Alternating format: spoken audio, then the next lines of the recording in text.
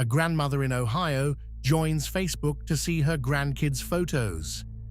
18 months later, she's convinced a satanic cabal of child traffickers runs the government and Tom Hanks is in on it. Nobody sat her down and radicalized her. A recommendation engine did. The same one built to guess which vacation photos you'd like. Facebook and YouTube built machines to learn exactly what keeps you watching. And it turns out what keeps you watching is rarely the truth. The question worth 12 minutes of your time: how does a system built to please you get this good at breaking you? That's not a niche glitch. Facebook reports roughly 3 billion monthly users, while YouTube reports around 2.7 billion. A third of humanity logged in and being read by a machine that never sleeps. Two companies, one design philosophy, and a combined audience bigger than any religion, government, or army ever assembled. Which raises an uncomfortable follow-up. What exactly did that reach let them get away with? Start with the reach, work backward. YouTube launched in 2005, built by three guys who just left PayPal, a payments company pivoting to cat videos. Within a year, Google came calling and paid all in stock for a site that hadn't even turned a profit yet. That wasn't Google buying a video library, that was Google buying eyeballs wholesale, plugging them straight into an advertising engine that already knew how to price your attention down to the click. The scale wasn't an accident anyone stumbled into, it was the acquisition price. The easy explanation is that the algorithm just mirrors what you already click on. A mirror, nothing more, except a mirror doesn't have a quarterly earnings call. The platform now moves an almost incomprehensible volume of video every day, uploaded faster than anyone could watch it all. That volume alone generated enough advertising revenue to rival a small nation's economy. That's not a byproduct of good recommendations. That's the entire business model running on autopilot. And once watch time is the metric that pays the bills, the algorithm has exactly one loyalty: whatever keeps your thumb still.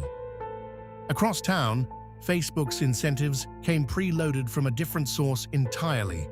Its first outside investment came from Peter Thiel, acquiring a 10.2% stake for $500,000 before anyone knew what it would become. Thiel wasn't just an investor, he had a worldview, and he'd said it plainly on the record. He no longer believed freedom and democracy were compatible. That philosophy didn't stay in a boardroom.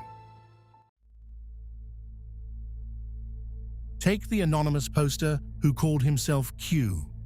In October of 2017, he dropped a single post on 4chan, claiming to expose a satanic ring of child traffickers hiding inside the government. On any other internet, that dies in the replies. On this one, the recommendation engine treated it like a hit song and started serving it to strangers who'd never heard of it. Within 10 months, believers weren't just online anymore. They were standing in the crowd at Trump's rallies, holding up the letter Q, while the president himself retweeted their accounts into the mainstream. Researchers combing through the run-up to the 2016 election found one side's fake news traveled at a dramatically higher rate than the others, not because more people believed it, but because it made people angrier. The algorithm never asked what was true. It only asked what you couldn't look away from. It didn't stop at grown adults chasing conspiracies. Researchers tracking online youth radicalization found the same recommendation chain carrying a teenager from an ordinary search into an extremist community in as few as a half-dozen clicks. Not by accident, the system had learned that a lonely kid searching for belonging clicks longer than a happy one, That's not a design flaw. That's a target audience. Only after QAnon believers turned violent did Twitter and Facebook start pulling the plug. Years after the recommendation engine had already handed it to millions of strangers who never went looking for it. That lag is the whole problem in miniature. Harm first, restriction eventually, always in that order. Did the people running these platforms simply not see this coming? Or did they see it happen in real time and decide it was worth the traffic? The answer showed up in 2021, and it didn't come from a regulator or a leak in the press room. It came from inside. A Facebook employee named Frances Haugen quietly copied tens of thousands of internal pages before she quit, then walked them straight to the Wall Street Journal. What was in them wasn't speculation. It was the company's own research, describing exactly the harms executives had spent years denying in public. The system hadn't fooled its makers. Its makers had simply stopped telling anyone what it showed them. Those pages didn't describe some abstract failure mode. They described teenage girls, by name in the aggregate, opening Instagram, already anxious about their bodies, and closing it worse, because the algorithm had learned that despair, like anger, holds attention beautifully. They described violence overseas the company saw coming and lacked the local language staff to stop.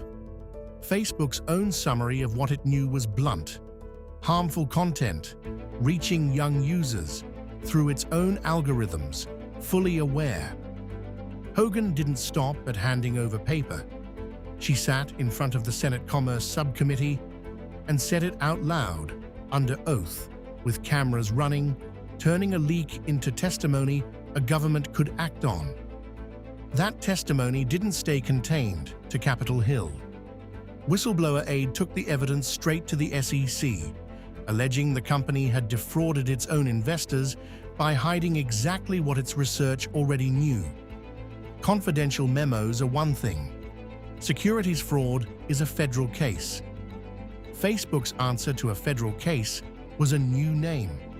4 months after those complaints landed, the company rebranded itself Meta, new logo, new headquarters signage, same servers underneath. Whistleblower aid didn't blink. 2 more complaints followed, alleging the exact same conduct, just filed against the new letterhead. A company can change what it's called faster than regulators can finish reading the first complaint. The clearest cost wasn't a statistic. It was a country where Facebook's reach had outrun its ability to police it. Too few moderators who spoke the local language, too much distance between a headquarters in California and a village watching hate speech spread in real time. The company's own researchers had flagged the risk in advance. People died anyway, in places the platform had never bothered to properly staff. While the SEC sorted through paperwork, the same investor who'd already said democracy and capitalism didn't mix was still dispensing life advice. Thiel liked to quote Vince Lombardi, "Show me a good loser and I'll show you a loser." Cute. From a locker room. Considerably colder. From the guy whose first bet built a machine that spent years teaching people how to lose everything. Their politics, their trust, sometimes their minds. The math on that first bet is almost obscene. That's not venture capital anymore. That's alchemy with a body count. The obvious question is what a fortune built that way goes looking for next. The response to a federal complaint and a Senate hearing turned out to be, sure, actual changes.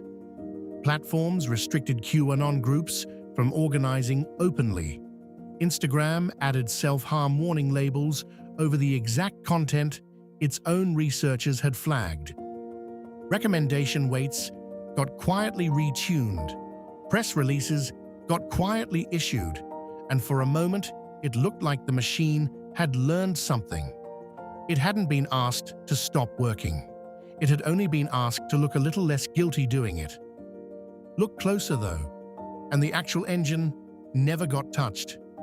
The model ranking every video by how long it keeps your eyes on the screen is the same one that flagged QAnon and self-harm content in the first place, still running, still unchanged underneath the warning labels. Why would anyone redesign it? Every dollar the platform pulls in each year traces back to the exact metric everyone testified about. You don't rebuild the machine that's paying for the hearing about the machine. That grandmother's cabal theory, the teenager's extremist rabbit hole, the anger that outperformed the truth, none of it was a glitch the engineers missed. It was the product working. An algorithm graded on attention will always promote whatever earns it, and belief, fear, and fury earn it best. The whistleblowers didn't find a bug hiding in the code. They found the business plan.